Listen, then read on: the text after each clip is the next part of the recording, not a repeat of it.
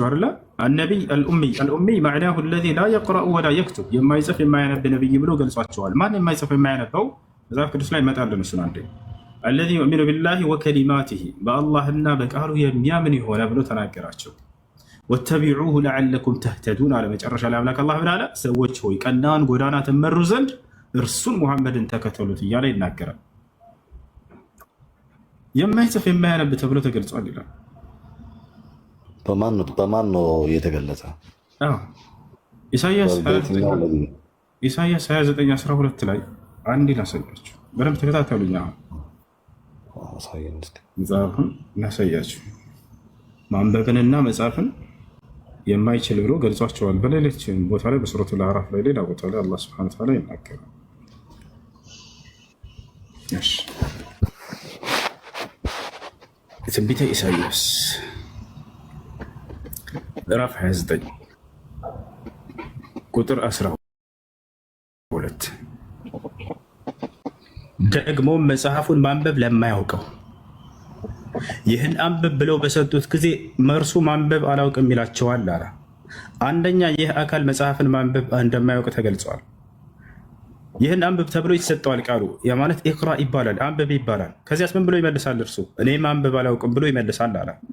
የሚገርማችሁ እዚህ ጋር የተጠፋች አንዲት ቃል አለች። ምን የምትል በሂራ ዋሻ ውስጥ ይሆናል ይሄም የሚል አለ። ሂራ የሚል ቦታ ቃል ነበር እዚህ ቦታ ላይ ሂራ የሚለው እዚሁ ላይ አሁን የግሪኩን ላሳየ ነው። ተመልከት እንመልከት። አሁን ሂራ የሚል ቃል ይህን ምዕራፍና ቁጥር ወስደን ኮዴክስ ሳይናቲክስ ላይ ሂራ የሚለውን ቃል እዚህ ጋር ልናሳየ ነው። አንብብ ተብሎ ማንበብን ለማያውቀው መልአኩ ገብርኤል የመጣበት ቦታ ላይ ማለት ነው። አንድ እንትን ላውጣላችሁ። ትንቢተ ኢሳያስ እንደሆነ አሳያቸው። ይብሮ ምዕራፍ 29 ቁጥር 12 እንደሆነ ከላይ አሳያቸው።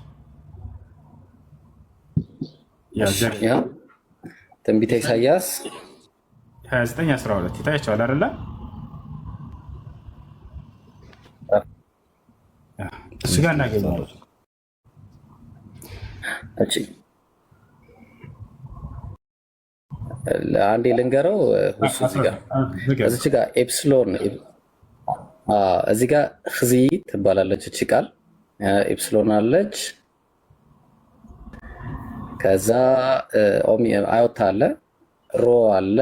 ከዛ በኋላ አልፋ ነው መኖር የነበረበት፣ ግን እዚህ ጋር ሲግማም ጨምሯል። እና እዚህ ጋር ምንድን ነው የሚለው ትክክለኛ መሆን የነበረበት ሂራ የሚለው ነገር ነው ያለው። ሂራ ትክክለኛው ሂራ ነው የሚለው ትክክለኛው ማለት ነው።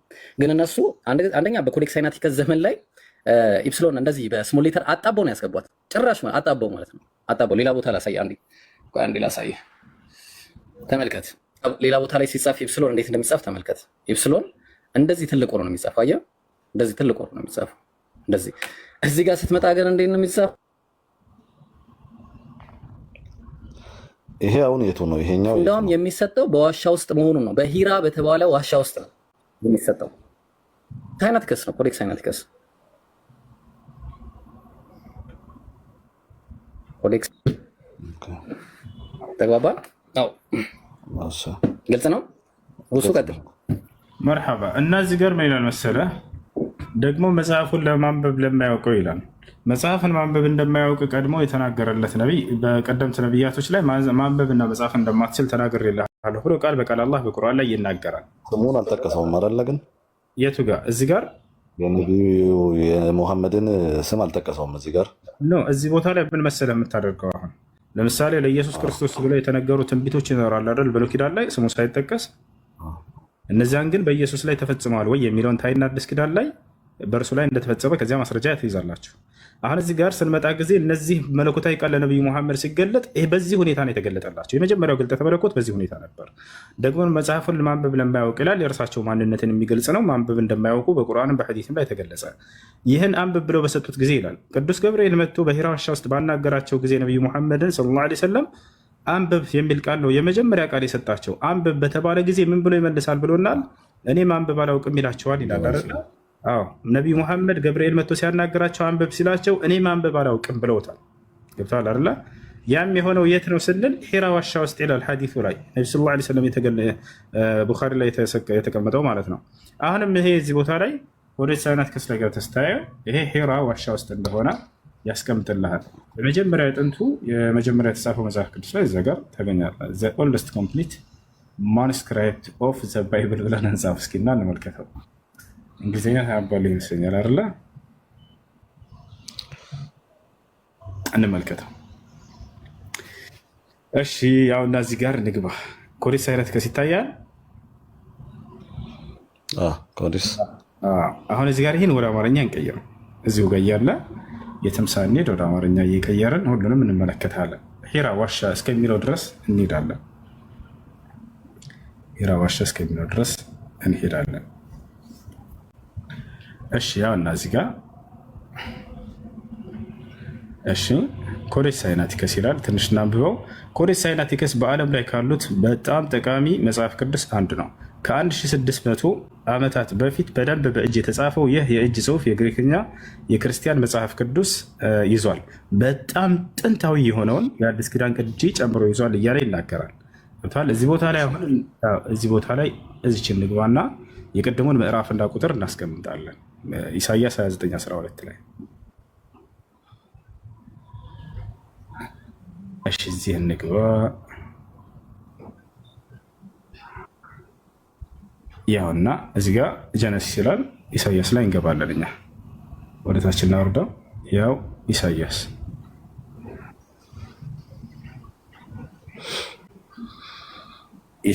ላይ ገብተናል።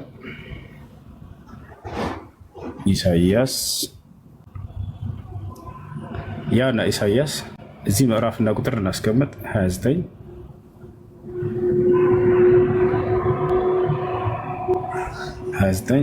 12 ላይ እንግባ።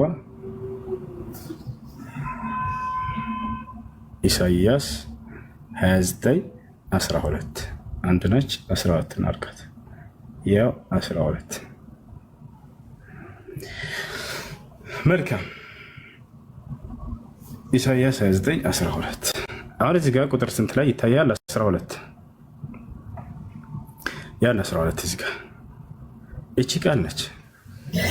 እቺኛዋ ቃል ነች። እቺኛዋን እንውሰዳት።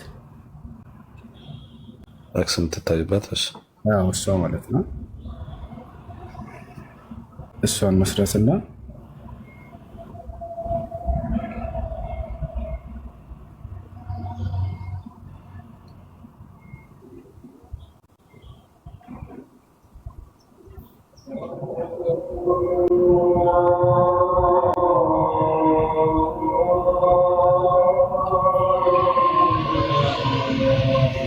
እሺ አንድ ጊዜ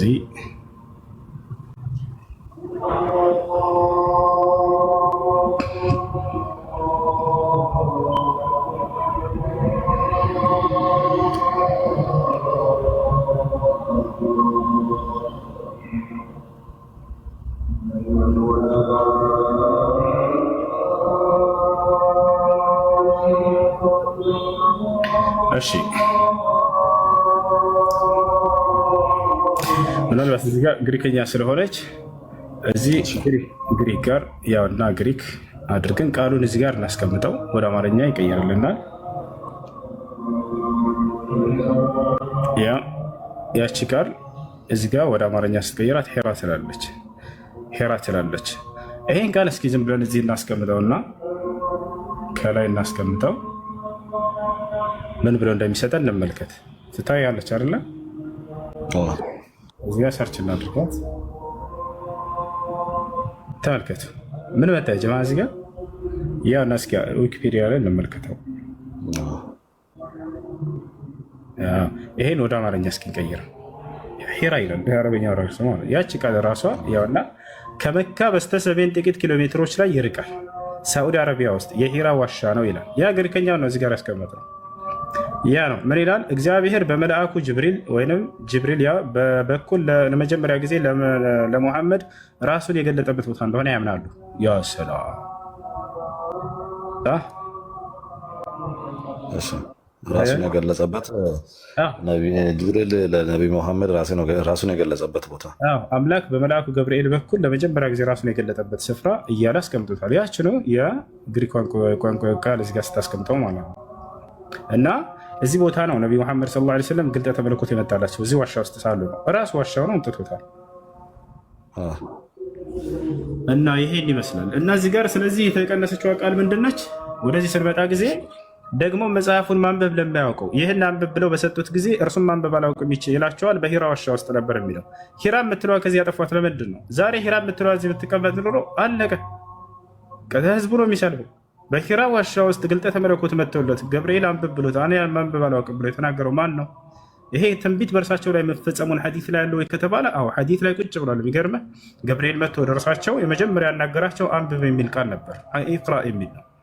ወዲያው ምን አሉት እርሳቸው? እኔ ማንበብ አላውቅም ብለው መለሱለት ይላል።